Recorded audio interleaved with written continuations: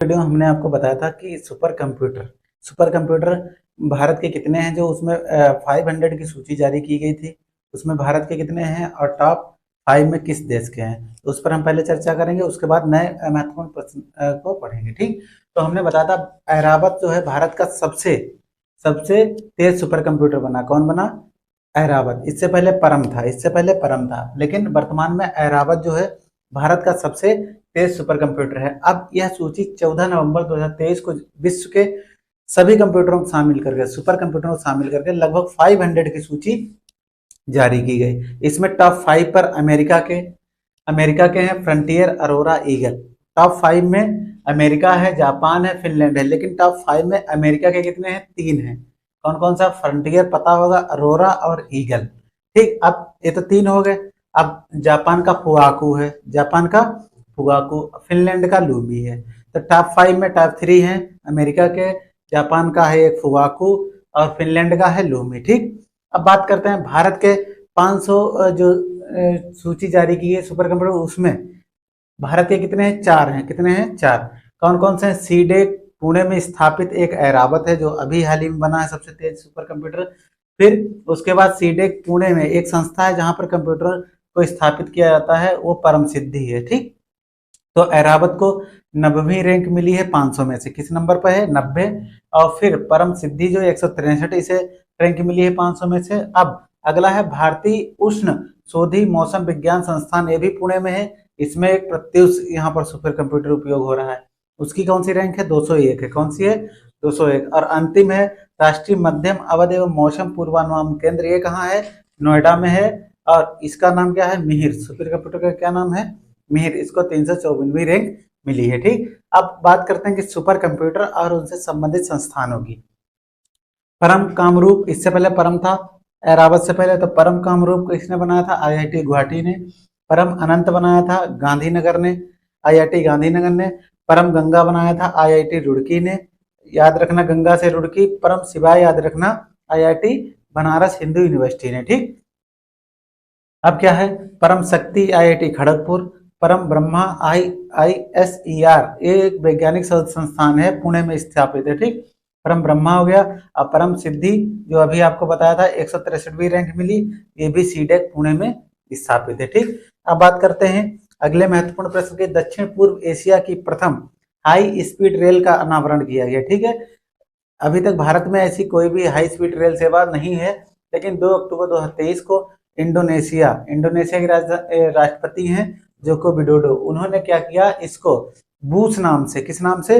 बूच नाम से इस ट्रेन का अनावरण किया।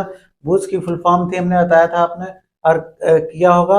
अब अगला है गति। गति इसकी कितनी है? 350 किलोमीटर पर आवर की है। लेकिन वर्तमान में Mumbai Ahmedabad high speed rail परियोजना शुरू की गई है, एकमात्र है। कौन सी है? हाई स्पीड रेल परियोजना, Mumbai Ahmedabad high speed rail परियोजना। ठीक, लेकिन वर्तमान में भारत में 7 हाई स्पीड रेल परियोजना चिन्हित की है। कौन कौन सी है? दिल्ली लखनऊ बनारस 865 किलोमीटर, वाराणसी पटना हावड़ा 760 किलोमीटर, दिल्ली जयपुर उदयपुर अहमदाबाद, फिर चौथी है दिल्ली चंडीगढ़ लुधियाना जालंधर अमृतसर, यह सबसे बड़ी है। ये वाली सबसे बड़ी है 886 किलोमीटर। ठीक, अब अगला है 5वां है मुंबई नासिक नागपुर, यह 753 किलोमीटर की है। फिर है मुंबई पुणे हैदराबाद, फिर अंतिम है चेन्नई बेंगलुरु मैसूर, ये 435 किलोमीटर। तो इस प्रकार से दक्षिण पूर्व एशिया की प्रथम हाई स्पीड रेल सेवा की बात की। भारत में कौन है? उन पर चर्चा की। ठीक, अब कुछ नए महत्वपूर्ण प्रश्न है, उन पर चर्चा करते हैं। ठीक, तो कल हमने बात की थी अद्यतन और प्रौद्योगिकी जो संबंधित महत्वपूर्ण प्रश्न थे, उसके संबंध में उसी के आगे आज कुछ महत्वपूर्ण प्रश्न उन पर चर्चा करेंगे। ठीक है, तो पहला प्रश्न है भारत 6G अलायंस कर लिया है इसने। ठीक है, कौन सा? 6G alliance. इसमें वर्तमान में 5G चल रहा है। कौन सा चल रहा है? 5G। तो आने वाली जो तकनीक क्षेत्र में बढ़ाने के लिए उसने 6G अलायंस किया है। ठीक है, इसे लिखा है भारत का 6G अलायंस। कौन सा?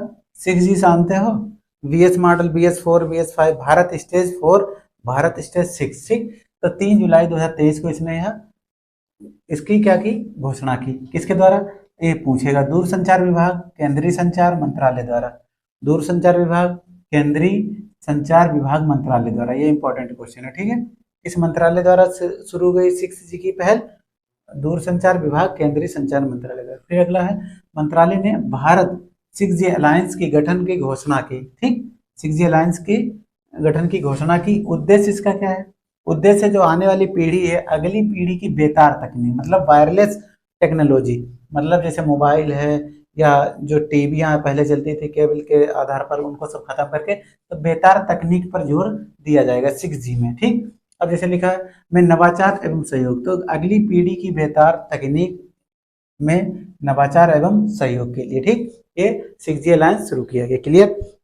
अब इसका उद्देश्य कब तक है? 2030 तक, 2 चरणों में।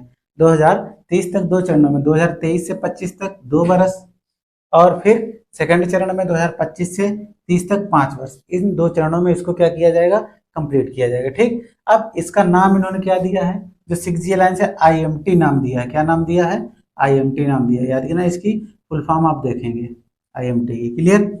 तो समझ गए, भारत 6G अलायंस किया है किस लिए? बेतार तकनीक को बढ़ावा देने के लिए, ठीक, जो आने वाली पीढ़ी है उसके लिए। अब अगली एक सागर संपर्क प्रणाली की शुरुआत की गई। सागर संपर्क मतलब सागर से आप समझते हो क्या है?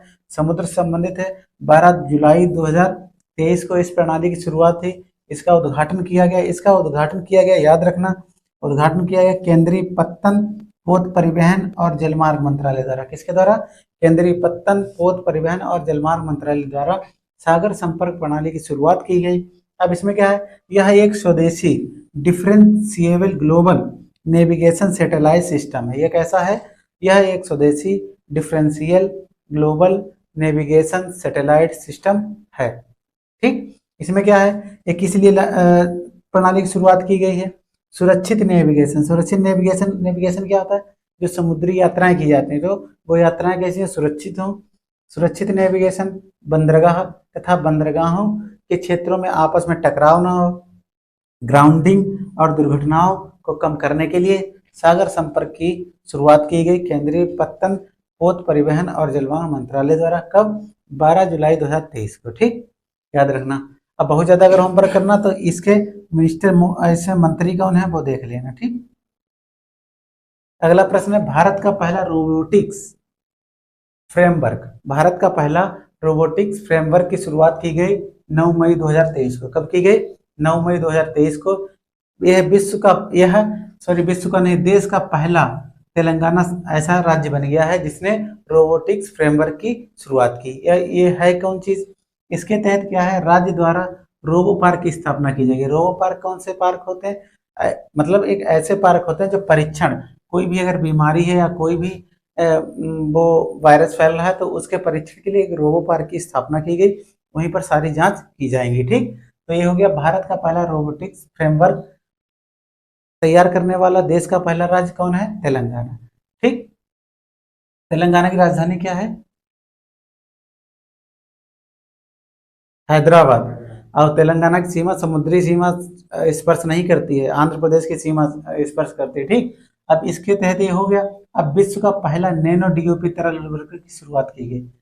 विश्व का पहला, विश्व का है ना, पहला नैनो डीएपी तरल उर्वरक की शुरुआत की गई 26 अप्रैल 2023 को। किसके द्वारा?